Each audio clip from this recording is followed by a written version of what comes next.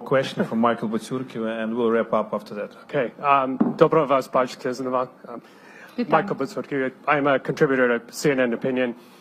So I was just on CNN, and they were reporting about the terrible bombing in Mariupol, people trapped under rubble. Once again, women and children, the most vulnerable, are being slaughtered, basically, by Russia.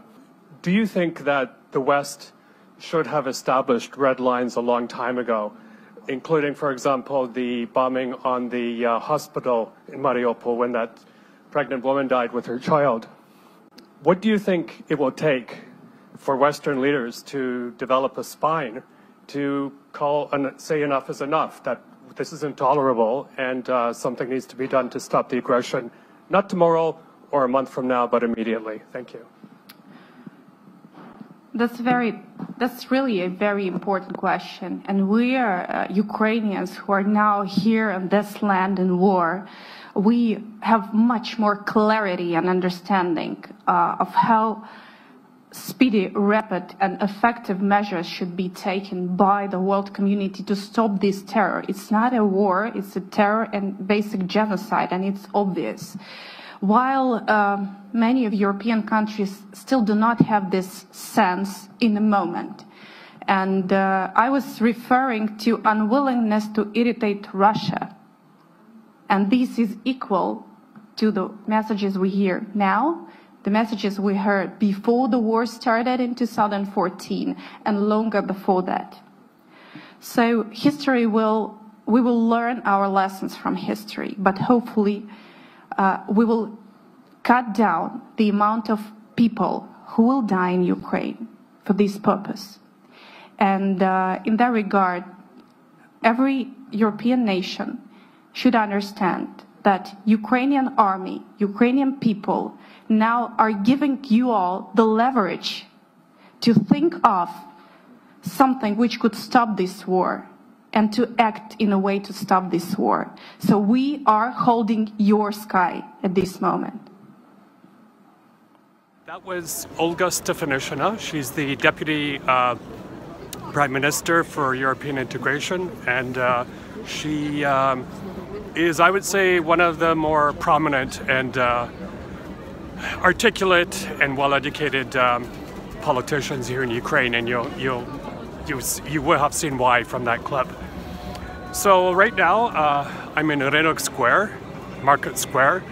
Behind me is City Hall, and much livelier than I'd say a week ago.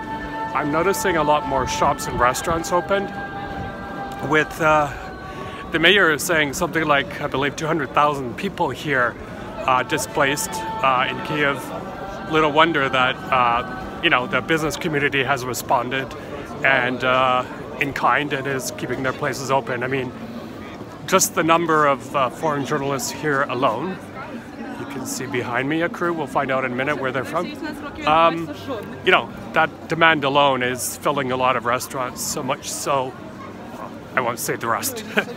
And then right behind me is the new media center that opened up.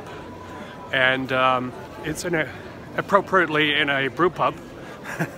But the only beer you're going to get there is non-alcoholic beer.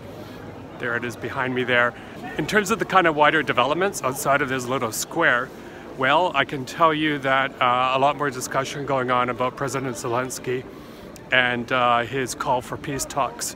Very sensitive matter, especially when it comes to what kind of concessions Russia will demand, and demand they will. We're talking about mostly territory here. That'll be the big one. Of course, the huge reconstruction bill is going to be something that will have to be discussed with the international community. And also things like in 3 weeks from now or whatever, the planting season will begin. Lviv is in one of the most, or on the edge of one of the most fertile plains in the world.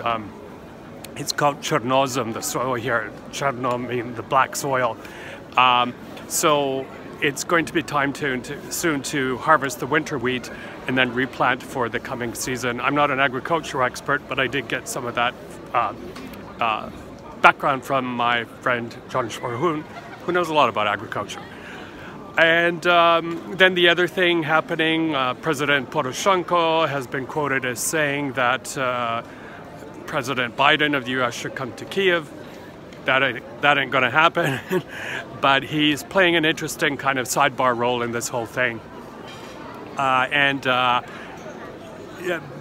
Deputy Prime Minister Stefanishyna again called for protected skies. The West doesn't seem to have the spine to make that happen. So now I think there's more talk about more lethal weaponry, but kit that can take down Russian missiles, because the Russian approach right now seems to be, because they're not doing very well on the ground, to shift the war to the skies with these advanced missiles, so equipment to take those down. And then the West may find a way to actually make the Polish MiG jets come here to Ukraine, but that does require U.S. support, and I'm not sure that's going to happen either. Anyway, I'm up to my 5-minute or so limit. I'm going to end it there. And again, as you can see, lots and lots of activity. It's really great to see. But we did have 2 air raid sirens in the middle of the night, and it's always a reminder that the war is never far away. So people still have to be vigilant, and there is a level of anxiety here. Michael Bociurkiw here on this Sunday evening in Lviv, Ukraine. Don't forget to follow my website, subscribe to my YouTube channel. The address is there now too. And I shall talk to you tomorrow. Have a good night.